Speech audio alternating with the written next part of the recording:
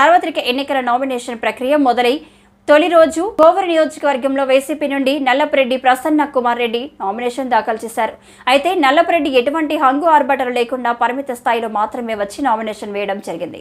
ఈ సందర్భంగా ఆయన మాట్లాడుతూ జగన్మోహన్ రెడ్డి సీఎం అయ్యాక ఇంకా ఎన్నో సంక్షేమ పథకాలను కుల మతాలకు అతీతంగా ప్రస్తుతం ఇస్తున్న దానికన్నా ఇంకా ఎక్కువ స్థాయిలో ప్రతి ఒక్క పేదవారికి ప్రతి ఒక్క అక్క చెల్లెమ్మకు అందిస్తామని తెలిపారు. ఎమ్మెల్యే అభ్యర్థిగా నన్ను ఎంపీ అభ్యర్థిగా వేణుంపాక విజయసాయిరెడ్డిని గెలిపిస్తారని కోరారు.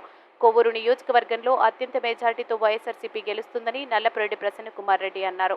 ముఖ్యమంత్రి శ్రీ వైఎస్ జగన్మోహన్ రెడ్డి గారి ఆశీర్వాదంతో, శ్రీ విజయసాయిరెడ్డి గారి ఆశీర్వాదంతో, మా పార్టీ నాయకులు కార్యకర్తల ఆశీర్వాదంతో, ప్రజల ఆశీర్వాదంతో, స్థానిక సంస్థల ప్రజాప్రతినిధుల ఆశీర్వాదంతో, పత్రికా విలేకరుల ఆశీర్వాదంతో ఈరోజు 11:04 నామినేషన్ వేశాను.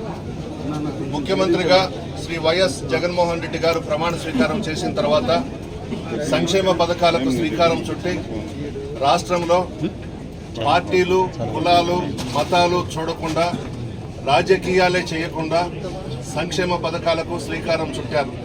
దాదాపు 2,75,000 కోట్లు పార్టీలకు అతీతంగా పేద ప్రజలందరికీ కూడా ఇవ్వడం జరిగింది.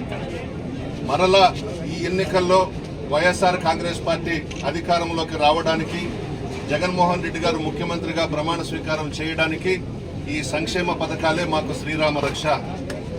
పార్టీలు చూడకుండా పెద్ద ఎత్తున సంక్షేమ పథకాలు ఇచ్చాం. ఈరోజు పేదలందరూ కూడా జగన్మోహన్ రెడ్డి గారి వైపు ఉన్నారు, ధనవంతులు, కోటీశ్వర్లు చంద్రబాబు వైపు ఉన్నారు. చంద్రబాబు నాయుడు, పవన్ కళ్యాణ్, బీజేపీ ఒక్కటైనా సింహం సింగిల్ గానే వస్తుంది. జగన్మోహన్ రెడ్డి గారు సింగిల్ గానే ప్రజల్లోకి వస్తున్నారు.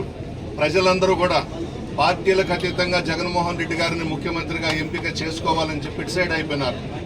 ఎవ్వరు ఎన్ని కుట్రలు పనినా మరలా మా ప్రభుత్వమే అధికారంలోకి వస్తుంది. 175కి 175 స్థానాల్లో మేము గెలవబోతా ఉన్నాం. 25కి 25 పార్లమెంటు స్థానాలు కూడా మేము గెలుచుకోబోతున్నాం. పేద ప్రజలందరూ ఈరోజు పార్టీలకు అతీతంగా బ్రహ్మరథం పడతా ఉన్నారు.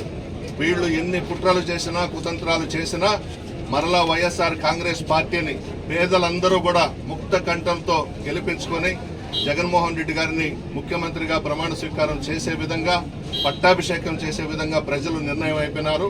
ఈ పవన్ కళ్యాణ్ కానీ, చంద్రబాబు కానీ, బీజేపీ కానీ ఎవ్వరు కూడా ఏమీ చేయలేరు. పేద ప్రజల ఆశీర్వాదం జగన్మోహన్ రెడ్డి గారికి ఉంది.